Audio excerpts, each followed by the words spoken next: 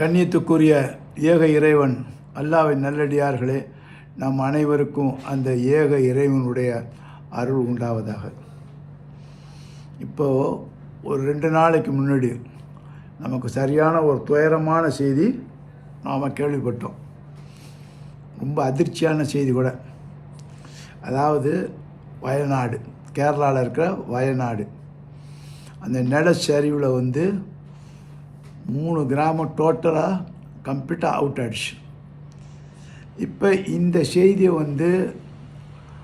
மிக மிக துக்ககரமான செய்தி தான். அந்த மக்களுக்கு நம்ம எவ்வளவோ ஆறுதல் சொன்னாலும் முடியாது. நல்லா பாதிக்கப்பட்டவங்க ஆறுதல் சொல்கிறது கூட யாரும் இல்லை. ஒரு சொந்தம் இருந்துச்சுன்னா ஒரு சொந்தம் போயிடுச்சு, ஒட்டுமொத்த சொந்தமும் போயிடுச்சு. இந்த நிலைமையில் டோட்டலாக தர தான் இருக்குது. இதை நினச்சி நாம் ஒரு படிப்பினை பெறணும். நம்ம அனைவரும் நமக்குள்ள ஒருவருக்கொரு உற்ற துணைவராக இருக்க வேண்டும் என்பதுதான் இதில் ஒரு படிப்பினை. ஏற்றத்தாழ்வு, வெறி, இனவெறி இதெல்லாம் கதைக்கு ஆகாது என்பதை இந்த நிகழ்ச்சி நமக்கு ஒரு பாடமாக அமையுது. இதை நமக்கு ஒரு படிப்பினையாக தான் நம்ம எடுத்துக்கணும். நீ படிப்பினை பெறத்துக்கு இன்னொருத்தம் சாகணுமா அப்படின்னு கூட கேட்கலாம். நாம் அப்படி நினைக்கல. அப்படி நினைக்கிற ஆளும் நாம் இல்லை, யாருமே இல்லை. இது ஒரு விபத்து. ஆனால் இந்த விபத்து தானாக வந்ததா என்பதுதான் இங்கே பார்க்கணும். இப்போது இறைவனை நம்பக்கூடிய மக்கள் இருக்கோம். நான்லாம் இறைவனை நம்பக்கூடியவன். நிறைய பேர் நம்புகிறாங்க. அந்த நம்பக்கூடிய இறைவனை நம்பக்கூடிய மக்களை பார்த்து சில பேர் இப்படி கேட்குறாங்க, என்னப்பா நீங்களாம் இறைவனை வணங்குறீங்களே, ரொம்ப ஸ்ட்ராங்காக வணங்குறீங்களே, அப்படிப்பட்ட இறைவன் இந்த மக்களையும் இந்த ஊரையும் அழிச்சிட்டானே, இது நியாயமா அப்படின்னு கேட்குறாங்க. அடுத்தது இறை நம்பிக்கை இல்லாதவர்கள், இறைவனே இல்லைங்கிற நம்பிக்கை இல்லாதவர் நாத்திகள் மகளில் அந்த எத்திஸ்ட்டு அவர்கள் என்ன சொல்கிறாங்க, இதுக்கு தாண்டா அல்லாவை கடவுள் இறைவன் இவனெல்லாம் வணங்கக்கூடாதுங்கிறது. அவன்லாம் இருந்தானா இவங்களை காப்பாற்றிருப்பானே. அப்போ காப்பாற்ற முடியாத மக்களை காப்பாற்ற முடியாத கடவுளை எதுக்குடா நீங்கள் வணங்குறீங்க கேட்குறான். கடவுள் இல்லைன்னு சொல்லு தைரியமா. கடவுள் இருந்தால் மக்களை காப்பாற்றிருப்பாரு அப்படின்னு பார்த்து கேட்குறான். இந்த கேள்விகள் இவர்கள் கேட்பது யார்? இறைவனை நம்பக்கூடியவர்கள், இறைவனை முழுமையாக நம்பக்கூடிய அந்த இறை நம்பிக்கை கொண்ட அந்த நம்பிக்கையாளருடைய நம்பிக்கையை இறக்குறான். யார் இறக்குறா? இறைவனை நம்பக்கூடியல சில பேர் சொல்கிறான், இறைவன் இருந்தால் காப்பாற்றிருப்பானே, இப்படி விட்டுட்டானே அப்படிங்கிறான். இறைவன் இல்லைங்கிறவன் கடவுளாவது கத்திரிக்காவது பாரு, இந்த ஊரே அழிஞ்சு போச்சு, கடவுள் சொல்லிட்டு கிடக்குறீங்களேன்னு சொல்கிறான். அப்போ இந்த 2 பேரும் சேர்ந்து உண்மையாக இறைவன் மீது அதிக நம்பிக்கை வச்சுலாம் பாருங்கள். அந்த நம்பிக்கையை இறக்குறான். அந்த நம்பிக்கையை ஸ்லோ டவுன் பண்ணுறான், இறக்குறான். இது எப்படின்னா, ஃப்ளைட்டில் நம்ம போகிறோன்னு வைங்க, ஃப்ளைட்டில் போயிட்டுருக்கும்போது திடீர்னு ஃப்ளைட் டம்முன்னு இறங்கும், டக்குன்னு இறங்கும். ஏன்னா அங்கே வேக்கும் இது இல்லை, இது இல்லை, அது பேர் என்ன, மேகம் இல்லை. அந்த மேகம் இல்லை, காற்று இல்லைன்னா டப்புன்னு இறங்கும். அப்படி வந்தோடனே திருப்பி ஃப்ளைட்டு வேகமாக பாயும். இதான். அப்போ இந்த ஈமான் கொண்டவர்கள், நம்பிக்கை கொண்டவர்களுடைய நம்பிக்கை இந்த 2 பேரும் கேள்வி போட்டோன்னா இது டக்குன்னு இறங்குது, அப்புறம் டக்குன்னு ஏறுது. இப்போ இவங்க கேள்விப்பட்டவங்க இவங்க ரொம்ப குத்தி காட்டுறாங்க பாருங்க இந்த செயலில். இதுக்கு நம்ம எவ்வளோ உதவி செய்யணுமோ அந்த உதவி நடக்குது, குத்தி காட்டுறதும் நடக்குது. அப்போ குத்தி காட்டும் போது இந்த நம்பிக்கை கொண்டவன் டக்குன்னு அவனோட நம்பிக்கை கொஞ்சம் டவுன் ஆகுது. இதுக்கு என்ன காரணம்னா, இப்படிப்பட்ட மக்களோடு தான் நம்ம வாழ்கிறோம். எந்த ஒரு காரியத்தையும் நாம் தீர்மானிக்கிறதுக்கு முன்னாடி அலசி ஆய்வதற்கு முன்னாடி டக்குன்னு எல்லாத்தையும் சொல்லிடுறது. இது கடவுளுடைய கோபம்தான், கடவுளுடைய கோபங்கிறாங்க. இது கடவுளுடைய கோபமே கிடையாது. அவ்வளோ கோபம் கடவுளுடைய கோபம். அதனால் கடவுள் இந்த மக்களை அழிச்சிட்டாருங்கிறான். எவ்வளோ பெரிய அபாண்டத்தை தூக்கி கடவுள் மேலே போடுறான் பாருங்கள். கடவுள் கருணையாளனுங்கிறான். அப்போ சொல்கிறான், கருணையாளன்னா ஏன்டா அந்த கருணை இந்த நேரத்தில் காட்டுறேன்னு அதையும் கேட்குறான். எவ்வளோ பெரிய கான்ட்ரவர்ஷியல் எண்ணத்தை இது உருவாக்குது பார்த்தீங்களா. இதெல்லாம் ஒரு படிப்பினை தான்.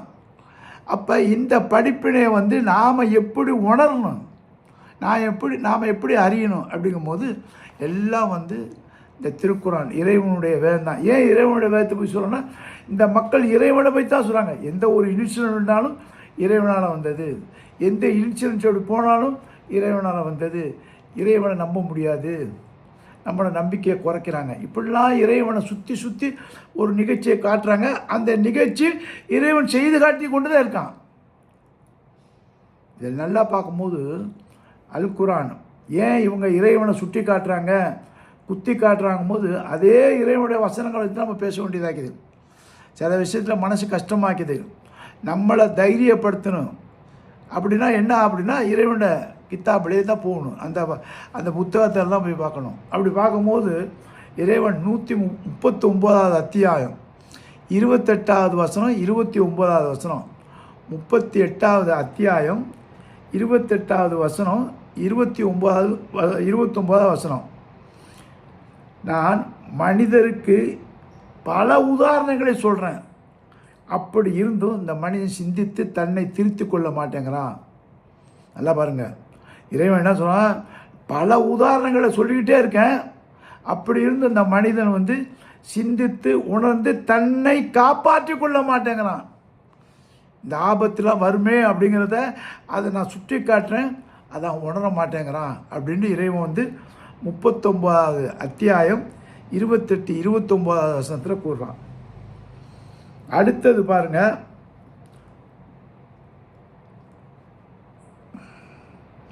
அடுத்தது வந்து சொல்லும் போது 3:182 3:182 அந்த 182 அல்லாஹ் தான் அடியார்களுக்கு எவ்வித அநீதியும் செய்பவர் அல்ல. தெளிவாக சொல்கிறான். 182வது வசனத்தில் அல்லாஹ் இறைவன், நீ வணங்கக்கூடிய இறைவன் உனக்கு ஒருபோதும் துன்பத்தை விளைவிக்கிறது இல்லை, அநியாயம் செய்வதில்லை, அநீதம் செய்வதில்லை அப்படிங்கிறான். அப்படி சொல்லிட்டு 4வது அத்தியாயம் 79வது வசனத்தில் 4வது அத்தியாயம் 79வது வசனத்தில் என்ன சொல்கிறான், உனக்கு ஏதாவது ஒரு நன்மை வந்தால் அது இறைவன் புறத்தில் இருந்தால் வருது. நல்லா கவனிங்க, இதெல்லாம் ரொம்ப முக்கியமான ஆயத்து, நல்லா ஆய்வு பண்ணக்கூடிய ஆயத்து. உனக்கு ஏதாவது ஒரு நன்மை வந்தால் அது இறைவன் புறத்தில் இருந்து தான் வருது. உனக்கு ஏதாவது ஒரு துன்பம் வந்தால் அது உன் கையால் தான் வருது. இதைத்தான் இறை தூதர்களை வைத்து மக்களுக்கு சொல்லுங்கள் என்று நான் கட்டளையிட்டேன், இதற்கு நானே சாட்சியம் அளிக்கிறேன் இறைவன் சொல்கிறான். நன்மை வந்தால் இறைவன் புறத்திலிருந்து, இறைவன் கருணையான எல்லா நன்மையும் நம்ம கொடுக்குறான். ஆனால் ஒரு துன்பத்தை வந்து எச்சரிக்கை பண்ணுறான். துன்பம் வரும், துன்பம் நிகழும், துன்பம் நிகழக்கூடிய நேரம். இப்போ கவர்மெண்ட்டில் சொல்கிறாங்க பாருங்கள், எல்லோ அலர்ட்டு, ரெட் அலர்ட்டு, இதே மாதிரியே இறைவசனத்தில் ஆல்ரெடி சொல்கிறான், இன்னும் சொல்லி கொண்டு இருக்கிறான். நாளைக்கு இந்த சமுதாயத்துக்கு சொல்கிறது இந்த குரான் தான் ஆதாரம். குரான் படிக்கிறது, படிக்கக்கூடியது. அப்போ உங்களுக்கு பல துன்பங்கள் வரும், அந்த துன்பங்கள் உங்கள் கைகளால் தான் வருமே தவிர என்னால் ஒருபோதும் வராது அப்படின்னு இறைவன் சொல்கிறான். 4:79 இதுக்கு வந்து இறைவனுடைய தூதரை சாட்சியாக்கி அந்த சாட்சியத்துக்கு நானே சாட்சியங்கிறான். அந்த சாட்சியத்துக்கு நானே சாட்சியங்கிறான். இதுக்கு என்ன உதாரணம் இறைவன் சொல்கிறான். ஏன் இந்த வயநாடு இந்த மாதிரி ஆச்சுன்னா இறைவன் சொல்கிற பட்ட வார்த்தை சொல்கிறான் பாருங்கள். அதாவது நான் அழிக்கலப்பா, நான் உங்களை அழிக்கலை, என்னுடைய கோபமான எண்ணம் கிடையாது, கொடூரமான எண்ணம் கிடையாது என்று சொல்கிற இறைவன் இன்னொரு இடத்துலையும் சொல்கிறான், நான் மன்னிப்பவன், நான் கருணையாளன், தண்டிப்பதில் மிக கடுமையானவங்கிறான். கருணையும் உண்டு, என்னிடம் தண்டிக்கிற குணமும் உண்டு, நான் தண்டிக்கிற மிக கடுமையான தண்டிக்கிறவங்கிறான். அப்போ இந்த இடத்துல 4:74 சொல்கிறான், இறைவன் சொல்கிறான், மனிதனை பார்த்து சொல்கிறான், மனிதர்களே இந்த பூமி தான் உங்களுக்கு வாழக்கூடிய இடம், இந்த பூமி தான் உங்களுக்கு வாழக்கூடிய இடம், இதில் தான் நீங்கள் வீடு கட்டி வாழணும். இந்த வீடு கட்டி வாழும் போது சமவெளியில் வீடு கட்டுங்கள். எப்படி சொல்லலாம் பாருங்கள், இந்த வீடு கட்டும் போது சமவெளியில் கட்டுங்க. இந்த மாதிரி நிலச்சரிவு, இந்த மலையெல்லாம் சருவாக இருக்க பாருங்கள், அதையெல்லாம் வீடு கட்டிடாதீங்கிறான். எவ்வளோ அழகாக சொல்கிறான் பாருங்கள். இந்த இங்கிலீஷ்காரன் பார்த்தீங்கன்னாக்கா அந்த உச்சியில் போய் வீட்டை கட்டுவான், இந்த சர்வரில் போய் வீடு கட்டுவான். இதை காப்பி அடித்து நம்மளும் செய்கிறோம். இன்னும் சொல்லப்போனால் கடல் ஓரத்தில் ரிசார்ட் போட்டிருப்பான், அது சட்டில் பொங்கி வந்துச்சுன்னா நம்ம தான் ஃபஸ்ட்டு போவோம். ஏன்? இதைத்தான் இறைவன் சொல்கிறான், சீற்றங்கள் வரும், மலை சரிவுகள் வரும், அங்கு உங்கள் வீடுகளை அமைத்து கொள்ளாதீர்கள், சமவெளியில் அமைத்து கொள்ளுங்கள் என்று சொல்கிறான். மீறி இவன் செய்கிறான். மீறி செய்யும் போது தன்னுடைய ஆசை, தன்னுடைய அபிலாஷை, இதையெல்லாம் என்ஜாய் பண்ணுமேங்கிறான்.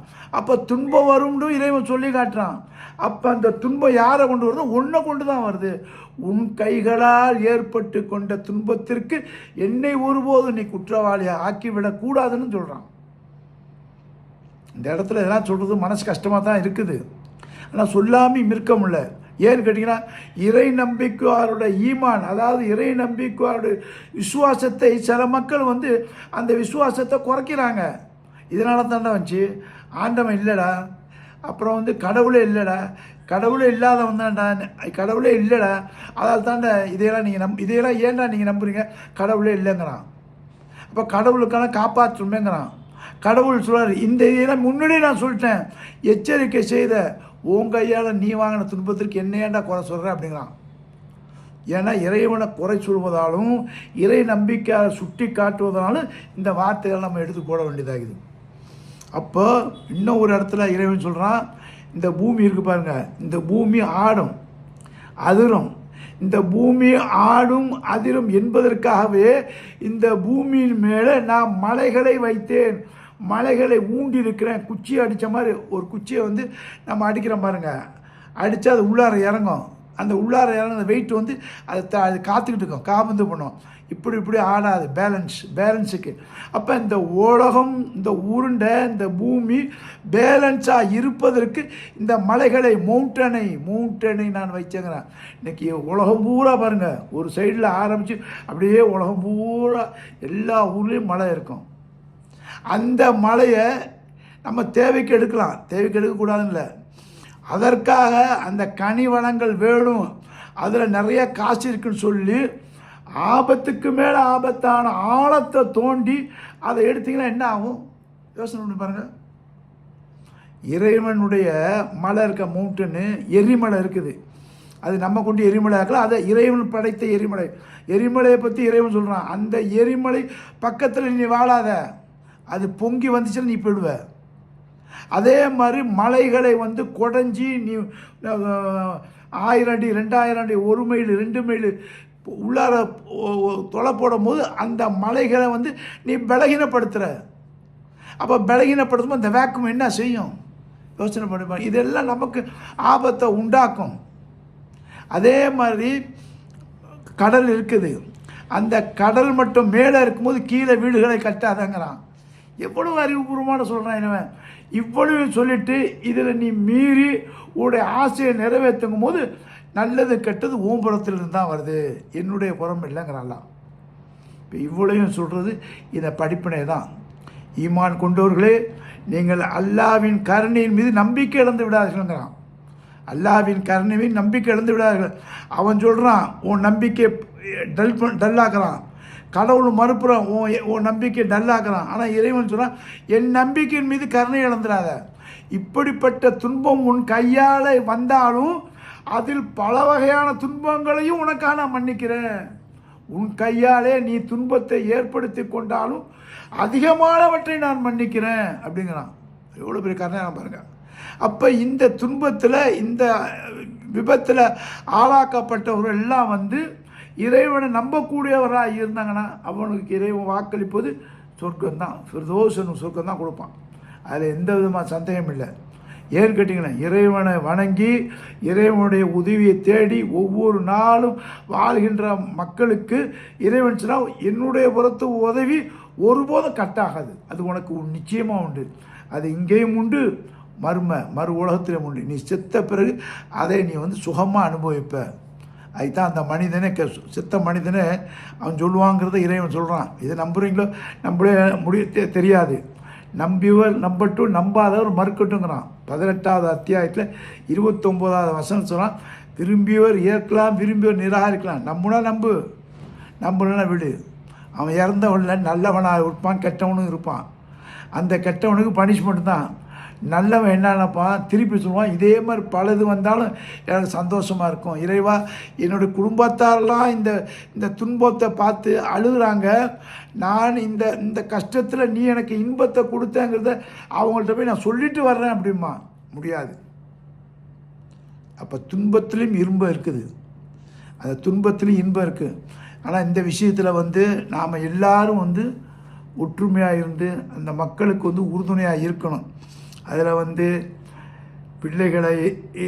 பிள்ளைகளை இழந்த தாய் தந்தைகள் இழந்த பிள்ளைகள், அப்படி அந்த மாதிரி உள்ள பிள்ளைகள் யார் இருந்தாலும் அனாதையாக்கப்பட்டாலும் அவர்களை தத்தெடுக்கிறது இறைவன் சொன்ன ஒரு வார்த்தை. அல்லாஹ்வுடைய தூதர் சொல்கிறாங்க, யாராவது ஒரு குழந்தை அனாதையாக்கப்பட்டால் அங்கே உள்ள ஒரு வசதி படைத்தவர் அந்த பிள்ளையை தத்தெடுத்துங்க, சிறு வயதுலேருந்து பெரிய வயதுக்கு நல்லா படிக்க வச்சு அவனை ஒரு ஆளாக்குங்க. அப்படி ஒரு ஆளாக்குனீங்கன்னா இறைவன் சொல்கிறான், 5வது அத்தியாயம் 34வது வசனம், ஒரு மனிதனை வாழ வைத்தவன் ஒட்டுமொத்த உலக மனிதர்களை வாழ வைத்தவங்கிறான். பாருங்கள் எப்படி சொல்கிறான் பாருங்கள். ஒரு விபத்தில் ஆளாகி அதில் ஒரு சின்ன குழந்தை தப்பிச்சுக்குச்சுன்னா அந்த குழந்தை அறியாத குழந்தை, அந்த குழந்தை யார் தத்தெடுத்து வளர்க்குறார்களோ அந்த குழந்தையை சிறு வயதுலேருந்து அவனை படிப்பு கொடுத்து அவனை ஒரு சம்பாதிக்கிற முன்னேற்றத்தை யார் அவனுக்கு கொடுக்குறார்களோ அந்த குழந்தைக்கு நீ செஞ்ச நன்மை இருக்க. ஒரு பிள்ளைய வாழ வச்ச பாரு, ஒட்டுமொத்த உலக மக்களை நீ வாழ வச்சதுக்கு சமங்கிறான் இறைவன். எவ்வளோ பெரிய ஆழமான ஒரு கருத்தை மோட்டிவேஷனை இறைவன் கொடுக்குறான் பாருங்க. இப்போ நாம் செய்ய வேண்டியது என்ன அப்படின்னா, இதில் கூட சில விஷயங்கள் சொல்கிறதுக்கு மனசு ரொம்ப ததும்புது. ஆனால் சொல்லலாம், சில சமயத்தில் ஆண்களை இழந்து பெண்கள் விதவையாக இருப்பாங்க, இல்லை தாய் தகப்பனை இழந்த பெண்கள் கூட இருப்பாங்க, கன்னி பெண்களாக இருப்பாங்க. அதில் யார் யாரெல்லாம் பணக்காரங்களாக்கா அந்த பிள்ளைங்களை தத்து எடுக்கணும். அந்த பிள்ளைங்களுக்கு எந்த அளவுக்கு உதவி செய்கிறோமோ அந்த அளவுக்கு உதவி செய்யணும். இதெல்லாம் மனிதாபிமான உதவி இறைவன் சொல்லி காட்டுறான்.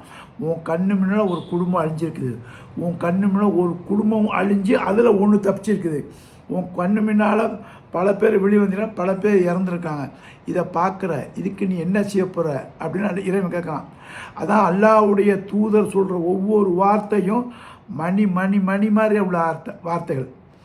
இன்றைக்கு பேரிடர்னு கேட்டாங்க, யார், கேரளா கவர்மெண்ட்டு, சென்ட்ரல் கவர்மெண்ட்டு கொடுக்க முடியாது, பேரிடர் சொல்ல முடியாதுன்ட்டாங்க. சொல்லிட்டாங்கன்னா 2000 கோடி இம்மிடியட்டாக வரணும். அப்போ அந்தந்த டிபார்ட்மெண்ட்டு அவங்களுக்கு இம்மிடியட்டாக உதவி செய்யணும். இப்போ நமக்கு உதவி செஞ்சது யார் அப்படின்னா சென்ட்ரல் கவர்மெண்ட் தான். ஆர்மிக்காரவங்க வந்தாங்க, நிறையா உதவி செய்தாங்க, ஒரு பாலத்தை போட்டாங்க, இம்மிடியட்டாக என்னென்ன தேவை செய்தாங்க. அது ஒரு பெண்மணி தலைமையாக செஞ்சாங்க. அதே மாதிரி இன்னொரு பெண்மணி இந்த அக்கறைக்கு அந்த அக்கறைக்கு போய் நான் நர்ஸாக இருந்து எல்லா வேலையும் செய்யும்போது இங்கேருந்து அனுப்புகிறவங்க கூட பயந்தான், வானமா நீ தனியாக இருக்குன்னு. இல்லை, நான் போய் வேலை செய்யணும், அந்த துணிச்சலில் தன்னுடைய உயிரையும் மதிக்காமல் எண்ணாமல் அந்த உயிர் தான் எனக்கு முக்கியம்னு சொல்லி அந்த அம்மா அந்த நர்ஸு போய் பணிவிடை செஞ்சுக்குது. இதெல்லாம் என்ன சொல்லுவீங்க? இதுதான் மனித நேயம். இதான் அதில் ஜாதி மதம் இனம் மொழி இதையெல்லாம் விட்டு அந்த பொண்ணு போயிருக்குது. அதே மாதிரி ஆர்மியில் உள்ளவன் நம்ம கவர்மெண்ட்டில் உள்ள வன்மம் மாதிரி அவனுக்கு இருந்துச்சுன்னு வைங்க, யோசனை பண்ணி பாருங்க. அப்போ அவனும் என்ன செய்கிறான், நேராக ஆர்மிக்காரங்களாம் இறங்கி இந்த மக்களுக்கு சேவை செய்கிறாங்க. கடலோர சோல்ஜர்ஸும் வர்றாங்க, எல்லாம் வர்றாங்க, சமூக ஆர்வலரும் போகிறாங்க, எல்லோரும் உதவி மேலே செய்கிறாங்க. இப்போ எல்லோரும் உதவி செய்கிறாங்க, அதுக்குள்ளே கூலி நிச்சயமாக கிடைக்கும், அதில் எந்த மாற்று கருத்தும் இல்லை. அப்போ இந்த இடத்துல ஒருத்தவங்களுக்கு ஒருத்தவங்க நம்ம உதவி செய்யணும் என்பது இது முக்கியமான கடமை என்பதை நாம் உணர்றோம். அது எல்லாரும் செய்கிறாங்க, எல்லா மக்களும் செய்கிறாங்க. அதில் அதிகமாக செய்ய வேண்டியது இவங்களுக்கு தான் கடமை. இவங்களுக்கு கடமை, அவங்கள மனித சமுதாயத்து கடமை. இந்த கடமையை செய்கிறவன் தான் இறை நம்பிக்கையாளன் கூட இறைவன் சொல்கிறான். எவன் என்னை இறைவனை நம்புகிறனோ, என்னை யார் நம்புகிறார்களோ அவர்கள் மற்றவர்களுக்கு உதவி செய்யுங்க அப்படிங்கிறாங்க. பக்கத்து வீட்டுக்காரன் பசிச்சிருக்கும் போது நீ மட்டும் சாப்பிட்றிய, நல்லா இருக்குமா, எந்த அளவுக்கு இப்போ கேட்குறாங்க பாருங்கள் ஒவ்வொரு கேள்வியும். அப்போது உதவி செய்யணும். அப்போ எல்லாரும் உதவி செய்கிறாங்க. இந்த நேரத்தில் இஸ்லாமிய சமுதாயம் ஒரே ஒரு பாயிண்ட்டை மட்டும் நான் சொல்கிறேன். நம்மளை குறை கூறுறவங்க குறை சொல்லி கொண்டு தான் இருப்பாங்க. நமக்கு நல்லா தெரிஞ்சு போச்சு, தவறு வந்து நம்ம பக்கம்தான் இருக்குது. இதை சொன்னால் இந்த நேரத்தில் என்ன சொல்கிறீங்கம்மா, உண்மையை சொல்கிறோம். அதே மாதிரி ஒரு தவறான இடத்துல, ஒரு ஆபத்தான இடத்துல உயிர் விளையாட்டுலாம் செய்ய வேணாம். இதுதான் இறைவன் சொல்கிறான். நீ வியாபாரம் செய்ய போறியா, எப்படி வியாபாரம் பண்ணணும்? நீ திருமணம் பண்ண போறியா, நீ எப்படி திருமணம் பண்ணணும்? நீ யாரோட உறவு வைக்கிறியோ அவங்களோட உறவு வை. எல்லாம் புட்டு புட்டு புட்டு புட்டுன்னு வைக்கிறான். அப்போ அந்த ஒவ்வொரு வார்த்தையும் நாம் உள்வாங்கணும். அந்த உள்வாங்கினா தான் நம்முடைய வாழ்க்கையும் செழிப்பாக இருக்கும். இப்போ அந்த மக்கள் வந்து இப்போ நிராயுதபாணியாக நிற்கிறாங்க. அப்போ கேரளா கவர்மெண்ட் வந்து பணம் கொடுத்துருக்குது, உதவி மேலே உதவி செய்யுது. அதே மாதிரி நம்ம தமிழ்நாடு அரசாங்கம் ஸ்டாலின் முதலமைச்சர் வந்து கோடிக்கணக்கான ரூபா கொடுத்துட்டு உடனே ஆளுங்களையும் அனுப்பியிருக்காரு. அப்போ இவ்வளவு வேலையும் வந்து பக்கத்து ஊராச்சே, இவன் நமக்கு ஓட்டு போடலையே, இவன் நமக்கு எதிரின்னு நினைக்கல. இதான் மனிதாபிதானம். அவன் கடவுளை நம்புகிறான், கடவுள் நம்பாமல் போகிறான், கடவுளை ஏற்றுக்கிறான், கடவுள் இந்த நேரத்தில் இதெல்லாம் வரக்கூடாது. அவங்க எல்லாமே மனிதாபிமானத்தில் செய்யும் போது அந்த மனிதாபிமானம்தான் உயர்ந்து நிற்குது. அப்போ இந்த உயர்ந்து நிற்கிற மனிதாபிமானத்தில் இறைவனுடைய மனிதாபிமானத்தில் உள்ள ஒரு பங்கு நான் சொல்லியிருக்கேன். இன்னும் ஒரு பங்கு என்னன்னா, இப்போது இந்த வாரம் வெள்ளிக்கிழமை நம்ம ஜும்மா தொழுதோம். எல்லோரும் வசூல் பண்ணுறாங்க, எல்லோரும் கொடுக்குறாங்க. சினிமா நடிகர்லேருந்து அவங்கள்லேருந்து பணக்காரங்கள்லேருந்து எல்லாம் கொடுக்குறாங்க. இது பத்தாது, கவர்மெண்ட்டும் அலாட் பண்ணது பத்தாது. ஆனால் நம்முடைய காரியம் வந்து நமக்குன்னு சில இறைவன் வந்து ஒரு ஒரு ஒரு தத்துவத்தை சொல்லியிருக்கான், கடமையும் ஆக்கிக்கிறான். தத்துவம் மட்டும் இல்லை, சொல்கிறது மட்டும் இல்லை, யூ மஸ்ட் டூ, கடமை, என்னுடைய வார்த்தை. இந்த வார்த்தை கட்டுப்பட்டவனை தான் இறைவன் ரொம்ப விரும்புகிறான். எப்படின்னா, நீங்கள் வெள்ளிக்கிழமை ஜும்மா ஒன்று கூடுறீங்க. அப்போ ஒன்று கூடுற மக்கள் வந்து ஒவ்வொரு மக்களும் வர்ற வெள்ளிக்கிழமை, அடுத்த வெள்ளிக்கிழமை, அடுத்த வெள்ளிக்கிழமை. அப்போ ஜமாத் உலமா தலைவர், ஜமாத்து தலைவர் இவங்கெல்லாம் ஒரு ஆர்டர் கட்டளை போடணும் மக்களுக்கு. யாரெல்லாம் வெள்ளிக்கிழமை தொழ வரீங்களோ அவங்க எல்லாரும் 50 ரூபா கண்டிஷனாக, ஈச் அண்ட் எவ்ரிபடி 50 ரூபா. அப்பா வந்தாலும் 50 ரூபா, அப்பா பிள்ளையை கூட்டிகிட்டு வந்தாலும் 50 ரூபா. இந்த ஒவ்வொரு ஆளுக்கும் 50 இந்த ஃபண்டுக்கு, இந்த கேரளா ஃபண்டுக்கு வந்து நாம் கலெக்ஷன் பண்ணோனுங்க. நிச்சயமாக வந்து சிறுதுளி பெருவில்லைங்க. இப்போ நம்ம சந்தோஷப்படுறோம், இவ்வளோ கொடுத்தோம் சொல்கிறாங்களே, இந்த ஒரு வாரத்துக்கு ஒட்டுமொத்த மக்கள், அவன் பணக்காரன் ஏழை, பணக்காரன் நிறையா கொடுக்குறான், கொடுத்துட்டு போட்டோம். நாம் ஏழையாச்சே, நம்மளால் கொடுக்க முடியல, நம்ம டெய்லி வருமானம் 500 ரூபா தான், நம்மளால் கொடுக்க முடியலன்னு சொல்கிறவங்க தான் இறைவன் கட்டளையிடுறான். உன்னுடைய வருமானத்தில் ஒரு சிறுதுளியை கொடு. அந்த சிறுதுளி வந்து ஒரு சின்ன ஒரு 50 ரூபா, அந்த ஜக்காத்து நீ கொடுக்க வேண்டிய ஜக்காத்துலேருந்தே கொடு. 50 ரூபா நீ கொடுத்தீங்கன்னா அந்த ஊர் மக்கள் பெரிய சுபிச்சத்துக்கு போங்க. என்னன்னா, கவர்மெண்ட்டு தான் ரோடை போடும், கவர்மெண்ட்டு தான் எல்லாத்தையும் சீர் பண்ணும், வீடெல்லாம் கட்டி கொடுக்கும், அது கவர்மெண்ட் டியூட்டி. ஆனால் தனிப்பட்ட முறையில் ஒவ்வொரு மனிதனை, பாதிக்கப்பட்ட மனிதன் நம்ம அவனை முன்னுக்கு கொண்டு வரணும். அவன் ஆல்மோஸ்ட்டு செத்தவர் தான், அது வந்து முடிஞ்சு போச்சு. உயிரோடு இருக்கிறவன், பாதி உயிரில் இருக்கிறவன், அனாதையாக இருக்கிறவன், அனாதையாக பிள்ளைங்களெல்லாம் யார் காப்பாற்றா, அந்த பொறுப்பு நம்முடைய பொறுப்பு தான். அதுக்கு முதல்ல ஃபண்டு வேணும். அதான் நல்லா சொல்கிறான், ஜக்காத்து வரி போடுங்கிறான். வரி போடுன்னா என்ன, நம்ம தகுதிக்கு ஏற்ப நிறையா கொடுங்க. ஆனால் மினிமம் 50 ரூபா. வெள்ளிக்கிழமை எத்தனை லட்சக்கணக்கான மக்கள், கோடிக்கணக்கான மக்கள் திரள்றாங்க. ஒரு தமிழ்நாட்டில் கோடிக்கணக்கான மக்கள் திரள்றாங்க வெள்ளிக்கிழமை. தமிழ்நாடு ஹோல் ஸ்டேட்டுக்கும், அதே மாதிரி கேரளா ஹோல் ஸ்டேட்டுக்கும் இந்த மக்கள் வெறும் 50 ரூபா கொடுத்தானுங்க. அல்ஹம்துலில்லாஹ், இறைவன் புகழ் அனைத்தும் தான். நான் போய் சொல்ல நடந்துச்சின்னு வைங்களேன், அந்த வயநாடினுடைய அந்த எளிமை, அந்த கஷ்டத்தை நீக்கி அந்த மக்கள், மீண்ட மக்களுக்கு சுபிச்சம் கிடைக்கிற வாழ்வை நம்ம கொடுத்துடலாம் முடியும். அதனால் ஒவ்வொரு ஆளும் கொடுக்கணும். அவர் தான் கொடுக்கணும், இவர் தான் கொடுக்கணும், இவரை கையை காட்டுறது, அவரை கையை காட்டுறது, அந்த பணக்காரரை கையை காட்டுறது, இதெல்லாம் வந்து ஒரு பக்கம் இருக்கட்டும்.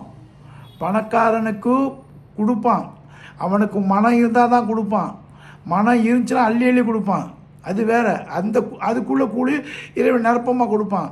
கண்டிஷன் என்னன்னா, ஈச் அண்ட் எவரிபடி இதில் வந்து மஸ்ட்டு கண்டிஷனாக வந்து இதில் பங்கெடுக்கணும். அப்படி பங்கெடுக்கும் போது என்ன எடுப்பேன், உடல் உழைப்பு கொடுக்கறதுக்கு ஆள் இருந்து செய்துக்கிட்டு இருப்பாங்க.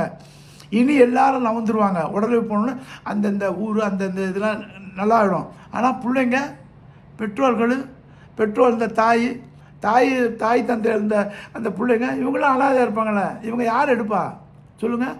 இப்போ இந்த பொறுப்பை தான் நாம் எடுக்கணும். இதுதான் இறைவனுடைய தூதர் சொன்னாங்க, ஒரு ஆளை தத்து எடுத்துக்கொள்ளுங்க. மக்காலேருந்து மதினாக்கு வர்றாங்க அகதிகளாக வந்தாலும் என்ன சொல்கிறாங்க, யாரெல்லாம் வசதி படைத்தவர்களோ அவர்கள் ஒரு ஆளை தங்களுக்கு எடுத்துக்கொண்டு அவர்களை சுபிச்சமாக்குங்க அப்படின்னாங்க. அந்த பாயிண்டில் வந்து இன்றைக்கி வெள்ளிக்கிழமை ஜும்மா தான் சரியான வசூல் பண்ணுற நேரம். அந்த ஒரு நேரம் கண்டிஷனாக எல்லா பள்ளியிலையும், ஒரு பள்ளியும் விடக்கூடாது, எல்லா பள்ளியும் வெறும் மினிமம் 50 ரூபா, அதிகமாக போடுறோம் விட்ருங்க, 50 ரூபா போட்டிங்கனாக்கா அல்ஹம்துலில்லாஹ். ஃபஸ்ட்டு வெள்ளிக்கிழமை, இந்த மாதம் செகண்ட் வெள்ளிக்கிழமை, தேர்டு வெள்ளிக்கிழமை, ஃபோர்த்து வெள்ளிக்கிழமை கொடுத்தீங்கன்னு வைங்களேன், அந்த வயநாடுனுடைய ப்ராப்ளத்தை நம்ம ஈஸியாக சால்வ் பண்ணலாம். அந்த மக்களுக்கு இதை தவிர நம்ம என்ன செய்ய முடியும் சொல்லுங்கள்? ஏன்னா பொருளாதாரம் தான் முக்கியம். பொருளாதாரத்தில் தான் இப்போ அவங்க பாதிப்பு வந்துருச்சு. அந்த பாதிப்பை அதை நிறைவாக்கணும் நம்ம கையில் தான் இருக்குது. அப்போ ஒவ்வொரு முஸ்லீமும், ஒவ்வொரு ஆளும் இறைவனை நீ உண்மையிலே வணங்குறவனாக இருந்தால் வெள்ளிக்கிழமை தொழுகைக்கு வந்து அந்த துண்டில் நீ உன் பணத்தை போடு. நீ உண்மையான விசுவாசி என்பதை அந்த இடத்துல உன்னுடைய இறைவன் நம்புவான். உன்னுடைய இறைவனை, ஏன்னா நீ வந்து இறைவனை நம்பிக்கை இருந்தவனை உன் நம்பிக்கை அவன் குறைக்கிறான். அப்போ குறைக்கும் போது முடியாது, என் நம்பிக்கை இன்னும் அதிகப்படுத்துவேன், அவனைத்தான் நான் வணங்குவேன். அவன் கொடுத்த எனக்கு இந்த கையும் காலும் இதை கொண்டு உதவி செய்வேன். அவன் கொடுத்த பொருளாதாரம், இந்த பொருளாதாரத்தை கொடுத்து உதவி செய்வேன். அப்படி உதவி செஞ்சால், ஒருத்தவனை வாழ வச்சா, உலக மக்கள் அனைவரையும் வாழ வச்ச நன்மை எனக்கு கிடைக்கணும். அந்த நன்மையை பெறுவதற்கு இது ஒரு பெரிய சிறந்த ஒரு ஒரு ஒரு இதாக நினச்சி கொள்ளுங்க. இதை விட நமக்கு வந்து இதை செய்யலைன்னு வைங்க, உண்மையிலேயே அந்த மக்கள் குற்றம் செஞ்சாங்களோ இல்லையோ, நாம் குற்றம் செஞ்சவரை ஆகிடும். அந்த குற்றத்திலே நம்ம நவரணுனாக்கா உண்மையிலே பரிகாரம் தர்மம் தான். தர்மங்கிறதுனா டியூட்டி, நம்மளோட கடமை. தர்மங்கிறதோட கடமை. அந்த கடமை ஆற்றக்கூடிய மக்களாக நம்ம அனைவரையும் நாம் ஆக்கிக்கொள்ள வேண்டும் கூறி நிறைவு செய்கிறேன். நன்றி, வசலாம்.